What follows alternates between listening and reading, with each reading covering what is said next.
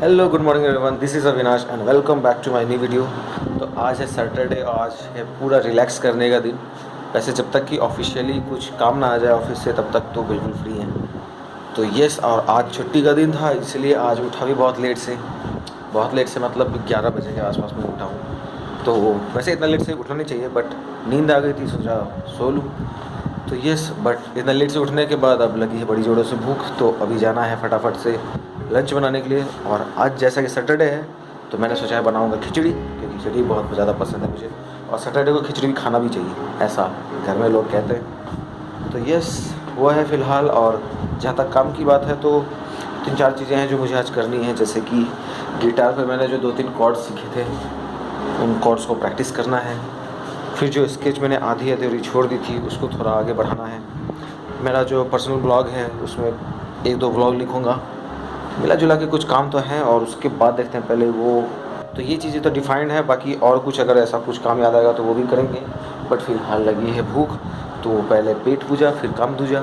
तो फटाफट से चलते हैं, पहले लंच बनाते हैं और लंच बनाने से पहले कुछ खाना ज़रूरी है तो वो तो जब तक लंच नहीं बनता तब तक इसी से काम चलाना पड़ेगा। ड्राई फ्रूट्स, और ड्राई फ्रूट्स के बाद पीऊँगा सत्तू। और सत्तू पीने के बाद क्या है कि थोड़ा सा पेट भर जाता है और थोड़ा सा एनर्जी रहती है बॉडी में।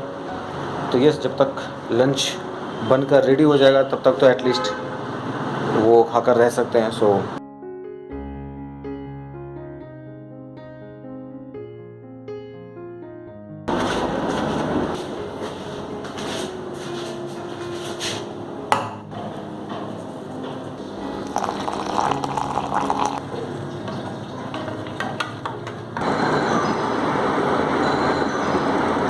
सत्तू पीने का मज़ा ही कुछ और है। खिचड़ी बनने का काम शुरू हो गया है। मैं आपको दिखाता हूँ क्या क्या रेडी हुआ है। सारी सब्जियां कटकर रेडी हो चुकी हैं जो खिचड़ी में जाएंगी।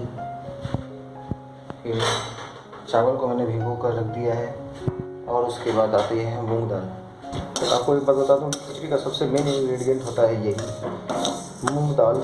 और इसको आपको ध्यान रखना है कि आपको पहले रोस्ट कर लेना है, फिर उसके बाद खिचड़ी में डाल देना।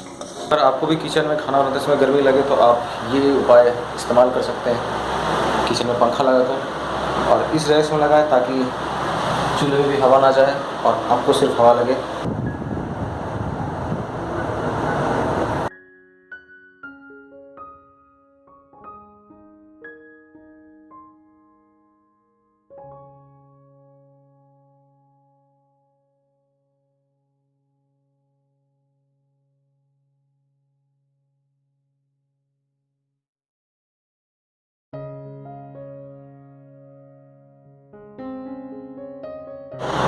तो खिचड़ी बनने के लिए रेडी हो गई है। अब बस 3 या 4 सीटी लगेंगे और खिचड़ी रेडी। तो जब तक खिचड़ी बनती है मैं जाता हूँ अपने कमरे में और आता हूँ फटाफट से। तो खिचड़ी बन गई है और मैं जाता हूँ फटाफट से नहा लेता हूँ और नहाने के बाद फटाफट से खा लेते हैं क्योंकि बहुत ज़ोर से भूख लग रही है। तो जस्ट नहा कर आ गया हूँ मैं और अब चलते हैं लंच करने के लिए क्योंकि बहुत तेज़ भूख लग रही है भाई साहब, बहुत तेज़।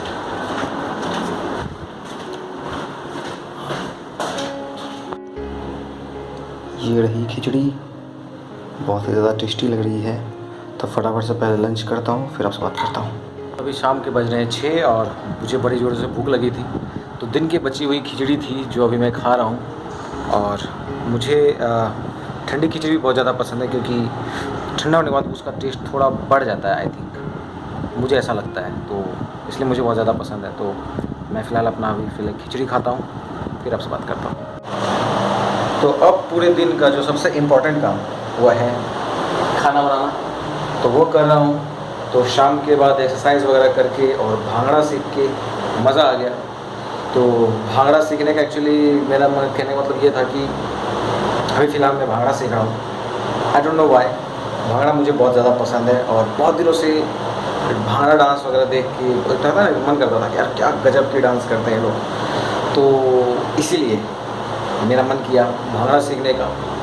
तो फ़िलहाल अभी भांगड़ा सीख रहा हूँ। 5-6 स्टेप्स सीखे हैं मैंने और अगर अच्छे से सीख गया तो मैं भांगड़ा में आपको डांस करके भी दिखाऊंगा। और एक्चुअली जब भांगड़ा डांस मैं देखता हूँ ना तो वो पता नहीं एक अलग से एक होता है ना एनर्जी आती है। और काइंड ऑफ जब जो भांगड़ा डांस करते हैं उनको देखता हूँ तो ऐसा लगता है कि यार क्या गजब के नाच रहे हैं, क्या एनर्जी के साथ नाच रहे हैं। तो वो मुझे बहुत ज़्यादा एंटाइस करता है, मुझे बहुत ज़्यादा अट्रैक्ट करता है। तो मैंने सोचा कि यार जब देखना है इससे अच्छा खुद सीख लो और मज़ा आएगा। सो एक काइंड ऑफ एक्सरसाइज भी हो जाता है, क्योंकि बहुत ज़्यादा मतलब क्या बोलेंगे उसको, वर्कआउट काइंड ऑफ स्टेप्स वगैरह होते हैं इनमें, तो वो भी हो जाता है साथ ही साथ। तो यस, बट मैं आपको दिखाऊंगा बहुत जल्दी जब सीख जाऊंगा अच्छे से।